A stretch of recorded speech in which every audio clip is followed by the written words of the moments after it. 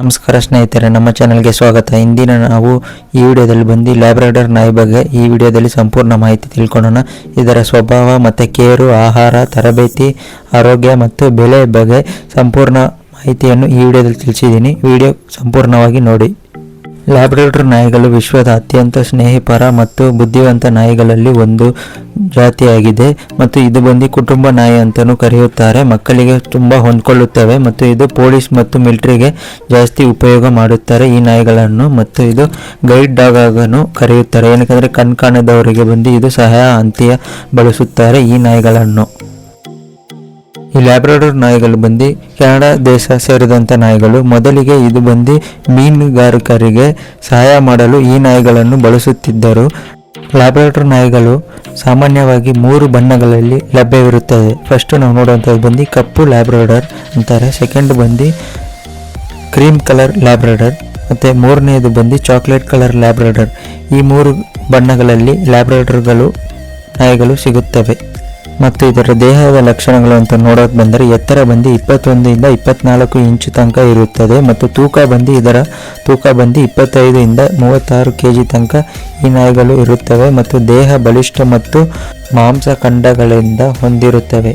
ಮತ್ತು ಲ್ಯಾಬ್ರಾಡಾರ್ ನಾಯಿಗಳ ಆಯುಷ್ಯ ಅಂತ ನೋಡೋಕೆ ಬಂದರೆ 10 ಇಂದ 14 ವರ್ಷ ತನಕ ಇದು ಬಾಳುತ್ತದೆ.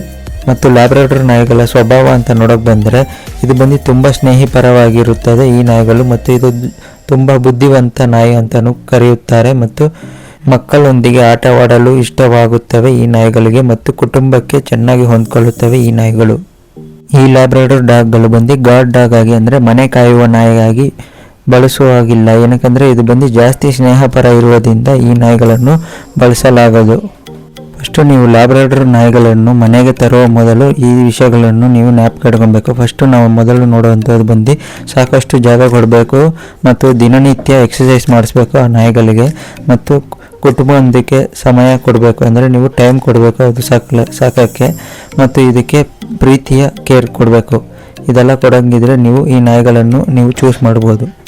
ನೆಕ್ಸ್ಟ್ ನಾವು ನೋಡುವಂಥದ್ದು ಬಂದು ಲ್ಯಾಬ್ರಾಡಾರ್ ನಾಯಿಗಳ ಆಹಾರ ವಿಷಯಕ್ಕೆ ಬರೋಕ್ಕೆ ಹೋದರೆ ಫಸ್ಟು ಬಂದು ಪಪ್ಪಿ ಇರುವಾಗ ಏನೇನು ಕೊಡಬೇಕಂದ್ರೆ ಹಾಲಿನಲ್ಲಿ ನೆನೆಸಿದ ಡಾಗ್ ಫುಡ್ ಕೊಡ್ಬೋದು ಮತ್ತು ಬೇಯಿಸಿದ ಅಕ್ಕಿ ಮತ್ತು ಚಿಕನ್ ಮತ್ತು ಚಿಕ್ಕ ಪೀಸಾಗಿ ಮೊಟ್ಟೆಗಳನ್ನು ಕೊಡ್ಬೋದು. ಆದರೆ ಚಿಕನ್ ಕೊಡುವಾಗ ಬಂದು ನೀವು ಬೋನ್ಲೆಸ್ ಚಿಕನ್ ಕೊಡಬೇಕು ಮತ್ತು ದಿನಕ್ಕೆ 2 ಇಂದ 3 ಬಾರಿ ನೀವು ಊಟ ಹಾಕಬೇಕು.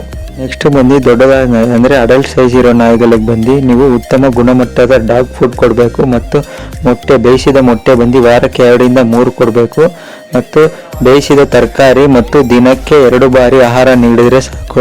ಹೆಚ್ಚು ತಿನ್ನಿಸಿದರೆ ನೀವು ಲ್ಯಾಬ್ರಾಡಾರ್ ಡಾಗ್ಗಳಿಗೆ ಬಂದು ಒಬೆಸಿಟಿ ಸಮಸ್ಯೆ ಬೆಳಗುತ್ತದೆ. ನೆಕ್ಸ್ಟ್ ನಾವು ನೋಡುವಂಥದ್ದು ಬಂದು ಲ್ಯಾಬ್ರಾಡಾರ್ ನಾಯಿಗಳ ಎಕ್ಸಸೈಸ್ ಮತ್ತು ಆಟ. ಬೆಳಗ್ಗೆ ಬಂದು ವಾಕಿಂಗ್ ಮಾಡಿಸ್ಬೇಕು 30 ನಿಮಿಷ ಮತ್ತು ಸಂಜೆ ಬಂದು ಆಟ ಆಡಿಸ್ಬೇಕು 30 ರಿಂದ 45 ನಿಮಿಷಗಳಲ್ಲಿ.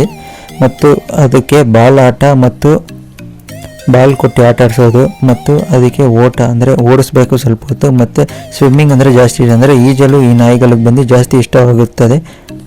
ನೀವೇನು ರೆಗ್ಯುಲರಾಗಿ ಎಕ್ಸಸೈಸ್ ಈ ನಾಯಿಗಳಿಗೆ ಮಾಡಿಸಿಲ್ಲ ಅಂದರೆ ಇದು ಬಂದು ತೂಕ ಹೆಚ್ಚಾಗುತ್ತದೆ ಮತ್ತು ಒಬಿಸಿಟಿ ಪ್ರಾಬ್ಲಮ್ ಬರುತ್ತದೆ. ನೆಕ್ಸ್ಟ್ ಬಂದು ಇದಕ್ಕೆ ಏನೇನು ಟ್ರೈನಿಂಗ್ ಕೊಡ್ಬೋದು ಅಂತ ನೋಡೋಕೆ ಬಂದರೆ ಇದಕ್ಕೆ ಬಂದು ನಾರ್ಮಲ್ ಕಮಾಂಡ್ಸ್ ಕೊಡ್ಬೋದು. ಇವಾಗ ಸಿಟ್ ಟು ಸ್ಟೇ ಮತ್ತು ಕಮ್ಮು ಮತ್ತು ಟಾಯ್ಲೆಟ್ ಟ್ರೈನಿಂಗು ಮತ್ತು ಲೀಶ್ ವಾಕಿಂಗ್ ಅಂದರೆ ನೀವು ದಾರ ಹಿಡ್ಕೊಂಡು ಹೋಗುವಾಗ ಕರೆಕ್ಟಾಗಿ ಎಲ್ಲಿದ್ದಿಲ್ಲ ನಡ್ಕೊಂಬರೋದು, ಆ ಥರ ಟ್ರೈನಿಂಗ್ ಎಲ್ಲ ಕೊಡ್ಬೋದು. ಮತ್ತು ಇದು ಬಂದು ಟ್ರೈನಿಂಗ್ ಬೇಗನೆ ಕಲ್ತ್ಕೊಳುತ್ತೆ, ನೀವು ಚಿಕ್ಕ ವಯಸ್ಸಿಂದನೇ ಸ್ಟಾರ್ಟ್ ಮಾಡಬೇಕು. ನೆಕ್ಸ್ಟ್ ನಾವು ಬಂದು ಆರೋಗ್ಯ ಸಮಸ್ಯೆಗಳು ಈ ನಾಯಿಗಳಿಗೆ ಏನೇನು ಬರುತ್ತೆ ಅಂತ ನೋಡೋಕೆ ಬಂದರೆ ಇದು ಬಂದು ತೂಕ ಹೆಚ್ಚಾಗುತ್ತದೆ ಒಂದು ಸಮಸ್ಯೆ. ಇನ್ನೊಂದು ಏನಂದರೆ ಹಿಪ್ ಡಿಸ್ಕೊಲೊಕೇಶನ್ ಆ ಥರ ಆಗೋಕ್ಕೆ ಚಾನ್ಸಸ್ ಇರುತ್ತೆ ಮತ್ತು ಕಣ್ಣಿನ ಸಮಸ್ಯೆ ಬರುತ್ತದೆ ಮತ್ತು ಚರ್ಮ ಅಲರ್ಜಿ ಆಗುವ ಚಾನ್ಸಸ್ಗಳು ಇರುತ್ತದೆ.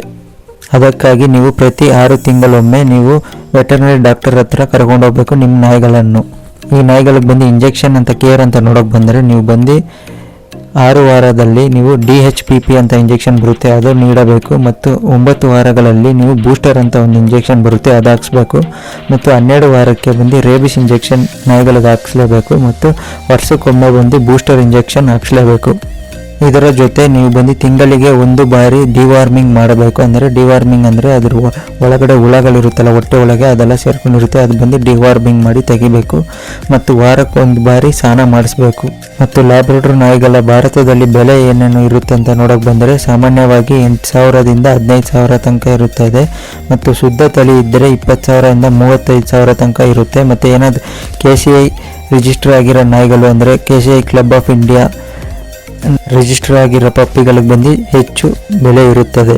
ಲ್ಯಾಬ್ರಡಾರ್ ನಾಯಿಗಳು ಯಾರಿಗೆ ಸೂಕ್ಷ್ಮವಾಗಿ ಇರುತ್ತದೆ ಅಂತ ನೋಡೋಕೆ ಬಂದರೆ ಮಕ್ಕಳಿರುವ ಕುಟುಂಬಕ್ಕೆ ಈ ನಾಯಿಗಳು ಹೊಂದ್ಕೊಳ್ಳುತ್ತವೆ. ಮತ್ತು ಮೊದಲ ಬಾರಿ ನಾಯಿ ಸಾಕುವವರಿಗೆ ಈ ನಾಯಿಗಳು ಬಂದು ಚೆನ್ನಾಗಿ ಹೊಂದ್ಕೊಳ್ಳುತ್ತವೆ. ಮತ್ತು ಪ್ರೀತಿಯ ಪೆಟ್ ಬೇಕಾಗಿದ್ದವರಿಗೆ ಈ ನಾಯಿ ನೀವು ಚೂಸ್ ಮಾಡ್ಬೋದು.